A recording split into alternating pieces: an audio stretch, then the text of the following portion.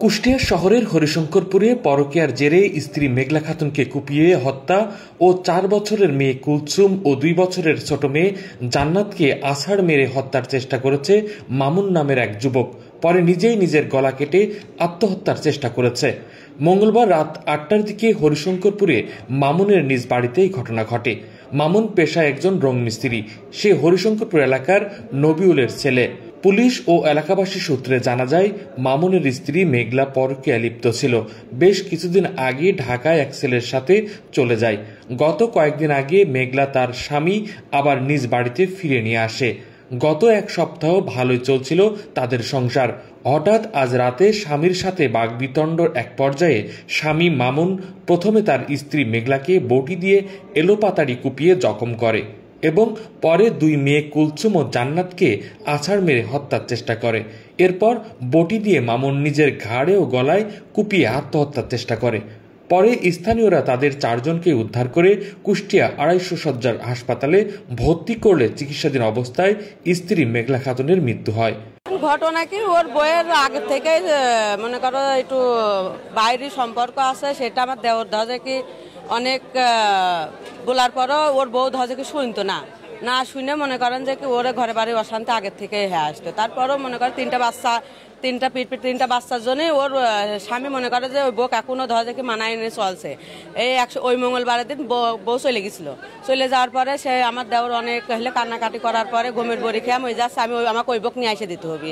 আমরা যাই হোক যখন সিমটা হইলে ওইখানে যায় ধরে ওই ছেলের কাছে চলে গেছিলো, ওইখানে যা সিমটা খুলেছিল আমি রিং দিয়ে দিই, অনেক কথা বোঝাই টোজাই সবাই কথা মতো বলার পরে আমার ওই যাক সব আমরা বাড়িতে নিয়ে আসি। সেও ধরে কথা বললো, তুমি চলে আসো, আমি তোমাকে ছাড়া বাঁচবো না। সে ৩টার মহিলাকে মেয়ের মুখ উঁচু তাকে আবার ফের আইসে মনে করেন যে এই ১ সপ্তাহ ২ জনের খুব ভালো হতে হতে আজকে কি হয়েছে জানি না। এই সারের দিক 2টা মেয়ে স্বামী কাজের থেকে বাড়িতে আইসে, লুডুস নিয়ে আইসে, বিরিয়ানি নিয়ে আইসে, সব কিছু নিয়ে আইসে, সব বউ বসে রয়েছে। এখন ওদের ভিতরে কি ঝামেলা হয়েছে আমরা জানি না, আমরা পাশে ধরে কি দূরে। তাই সেই যে এখন পরে দেখি 2টা মেয়ে, ছোট মেয়ের কখন কেমন মারিছে আমরা জানি না। মেজো মেয়ে হেলে কায়দে উঠেছে, আমার মেয়ে আবার দৌড়ে যা দেখছে যে কি ওর হইলো কাকু এমা বউক মারছে আর নিজের গলায় নিজেই বটি বাঁধাই দিয়েছে। তো ওর বউ হাসে চলে গেছিল।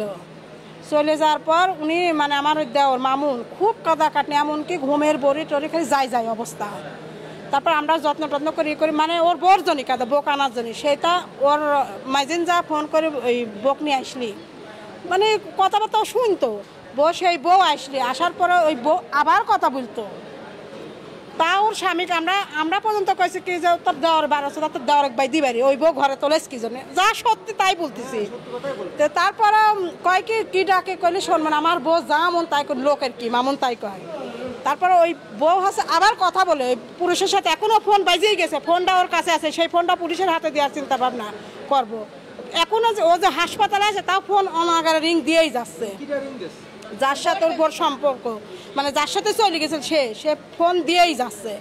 দেওয়ার পর তারপর ওই মামুন দেখেছে, তা দেখি মামুন আগাগোড়াই বলতো যে আমার বাচ্চারে কারোর ইন্তাদারি হতে দেব না, আমু মরবো, আমার বাচ্চারা নিয়েই মরবো। ও বউকে মারেছে, 2টো বাচ্চা, 3টা বাচ্চা ওর। বড় বাচ্চাটা ওর মামুনের মা বেড়াতে গেছে, মানে মামুনের বুড়ি বাড়ি দেখতে গেছে। আর 2টা বাচ্চা ছিল, ও মামুনের বউকে মারেছে, 2টো বাচ্চাকে মারেছে, ও নিজেও গলায় ধরে নিয়েছে।